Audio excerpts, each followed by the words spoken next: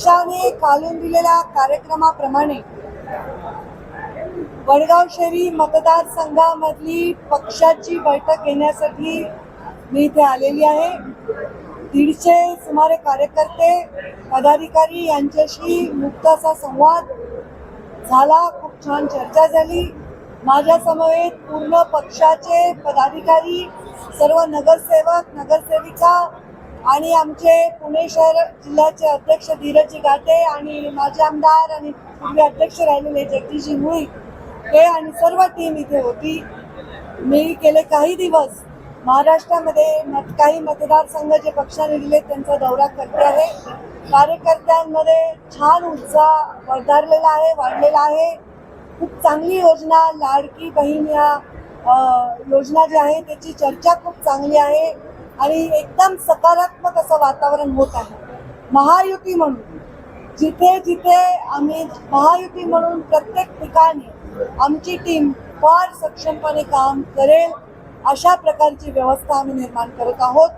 मला आजच्या बैठकीमध्ये लोकांशी संवाद साधून कार्यकर्त्यांशी संवाद साधून खूप सकारात्मक आणि समाधानकारक असं वातावरण वाटत आहे.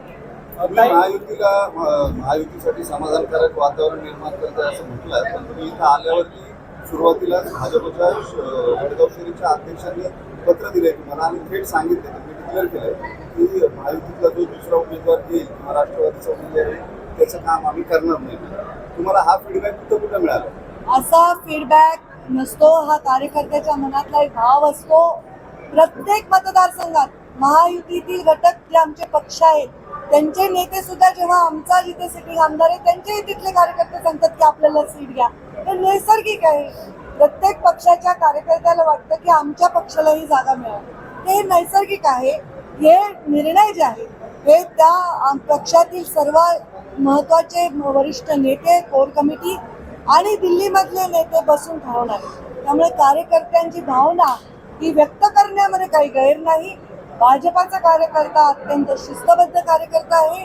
पक्षाचा आदेश अंतिम मानून कामाला लागेल. नक्कीच वडगाव शहरीमध्ये आमची चांगली शक्ती आहे.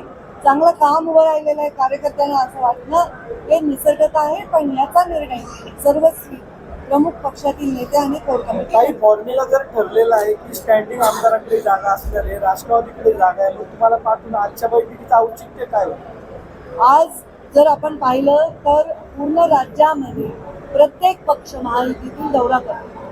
आदरणीय अजितदादा पवार दौरा करतात, ते अशाही ठिकाणी जाऊन दौरा करतात जिथे त्यांचं सिटी आमदार, किंवा आदरणीय मुख्यमंत्री एकनाथ शिंदे साहेब दौरा करतात, ते तर मुख्यमंत्री आहेत. पण संघटना म्हणून संघटनेला भेटावं लागेल ना. आम्ही इथे निवडणूक आधी लढलेलो, संघटनेला तर भेटावंच लागेल.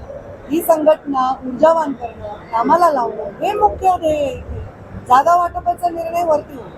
काँग्रेसला सोबत घेतल्याबद्दल भाजपच्या कार्यकर्त्यांच्या मनामध्ये दिसून आलेली लोकसभेमध्ये जी नाराजी होती ती विधानसभेमध्ये देखील अनेक बैठकांमधून व्यक्त होते. मग पुण्यामध्ये असू देत किंवा बारामतीमध्ये असू देत, यावरती अजूनपर्यंत एक समाधान होईल कार्यकर्त्यांचा असा तोडगा निघालेला नाही. पक्षाची काय भूमिका असणार आहे? 100% समाधान होणार आहे. 100% महायुती म्हणून आम्ही ताकदीने लढणार आहोत. आणि कोणत्याही नव्या युती जेव्हा होत असतात तेव्हा आमच्या समोर महाविकास आघाडी, ती पण एक अनोखीच आघाडी आहे. त्यांच्याही कार्यकर्त्यांमध्ये असाच भाव असणार आहे. त्याच्यामुळे असं काही फार नैसर्गिक वातावरण नाराजीचं असं अजिबात आता नाही. लोकसभा झाली आता मागे, आता विधानसभेसाठी मैदानात उतरलाय. कार्यकर्ता अत्यंत ऊर्जावान आहे आणि अत्यंत चांगला आहे. मग या सगळ्या बैठकांमुळे वातावरण गढूळ होते, तुम्हाला वाटत नाही? मग आम्ही घरी बसायचं म्हणणं आहे तुमचं? नाही, आम्ही बैठकच घ्यायचे नाही का? राष्ट्रवादीकडे जातात काही अजिबात गढूळ नाही. तुम्ही करताय गढूळ, एकदम छान वातावरण.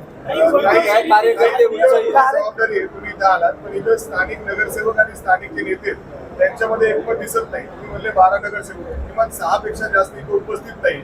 बापू पठारे इथे मोठे नेते ते देखील या बैठकीला उपस्थित आहेत. म्हणजे काय आहे, लढणारे नाही ताकद तुम्ही काय जे उपस्थित नाही किंवा जे उपस्थित आहेत त्यांच्याविषयी काही शेवटची बैठक नाही. अनेक बैठका होतील, छोट्या बैठका होतील. त्यामुळे या सगळ्या विषय सोडवण्यासाठी तर आम्ही इथे आहोत. त्यामुळे उपस्थित नसणाऱ्यांची काही नैसर्गिक कारण आहेत. काही लोकांची अडचणी असतील त्याच्याविषयी आमचं काही कारण आक्षेप असण्याचं किंवा अस्वस्थ होण्याचं कारण नाही. नाही पण काही लोकांचे बॅनर देखील दिसतात त्याच्यावर भाजपचे चिन्ह बी दिसत नाही आता त्याच्यावरून तुमच्या मोठा रिस्क आहे. पदाधिकारी त्याच्यावर चिन्ह देखील दिसत नाही नगरसेवक. तुम्ही जेवढा त्याचा अभ्यास केला मी केला नाही मी बघते. आणि फीडबॅक म्हणून तुम्ही वडगाव शहरी मतदारसंघ वडगाव शहरी मतदारसंघ आणि आपले बरेचसे भाजपचे जे नेते आहेत ते शरद पवार गटाकडे झाले ते इच्छुक आहेत जे भाजपमध्ये आहेत त्यांची नाराजी आहे का त्यांना तिकीट मिळत नाही म्हणून चालले. हे पहा, ज्या ठिकाणी निवडणूक लढणार आहे तिथे 10 लोक इच्छुक असतात त्यातले सगळ्याच पक्षाकडून सगळ्याच पक्षाकडे येणार आहेत. काय इथे अख्खे पक्षच आलेत ना, त्यामुळे असं तर राजकारण होणारच आहे. नितीश राणेंनी ज्या पद्धतीने 2 दिवसापूर्वी भाषा वापरली आणि मस्जिदीमध्ये नितीश राणेंची भाजपचे जे आमदार आहेत त्यांनी जी भाषा वापरली की आम्ही मस्जिदीमध्ये घुसून मारू, त्या पद्धतीने त्या वक्तव्याचा मी फटका जो आहे तो त्यांचं भाजपला कुठलंही बसला. स्टेटमेंट ऐकलेलं नाही आणि या राजकारणामध्ये माझा प्रत्यक्ष गेल्या 22 वर्षाचा स्वभाव आणि माझा जे पॉवर आहे त्याच्यामध्ये कोणी व्यक्तीने काही स्टेटमेंट केले त्याच्यावर मी स्टेटमेंट करत नाही. मी त्यांचं स्टेटमेंट ऐकलेलं नाही त्याच्यावर टिप्पणी करण्याचं कारण आहे. याच बैठकीमध्ये एका पदाधिकाऱ्याने जो बोलला मुस्लिम तुम्ही बैठकीत बसले होते काय? आम्ही ऐकत होतो बाहेर. आम्ही कॅमेरा नव्हता लावला. बाहेर कशा ऐकत होते? आम्ही कॅमेरा लावला नव्हता. त्या कार्यकर्त्यांच्या ज्या भावना आहेत म्हणजे मुस्लिम कार्यकर्त्याची भावना त्या सगळ्या सकारात्मक होत्या. त्यांनी राणेंच्या वक्तव्यावर टीका केली ना, असं बोलायला नको त्यांनी म्हणलं. मी ते ऐकलेलं नाही त्याच्यावर. एक नेरेटिव्ह तुम्ही म्हणले संविधानावर एक नेरेटिव्ह मराठा आरक्षण राजकीय तह करावे लागतात सत्तेसाठी पण प्रत्येक मतदारसंघात अशा अडचणी येतात कार्यकर्त्यांच्या या तहाचं काही या अडचणी किंवा ह्या प्रश्नांना प्रत्येक पक्षाला सामोरं जावं लागतं, प्रत्येक पक्षाला. त्यामुळे या विषयांना काहीतरी सनसनीखेज होईल असं अजिबात नाही. हा राजकारणाचा मूळ स्वभाव आहे.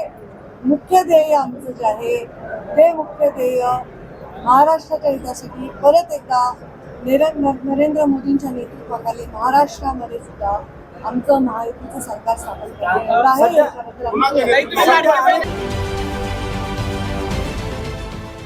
देश विदेशातील प्रत्येक घडामोडींचे लाईव्ह अपडेट मिळवण्यासाठी आता साम टीव्हीच्या सर्व सोशल मीडिया प्लॅटफॉर्मला लाईक, फॉलो आणि सबस्क्राईब करा. तसंच सर्व नोटिफिकेशनसाठी बेल आयकॉन प्रेस करायला विसरू नका.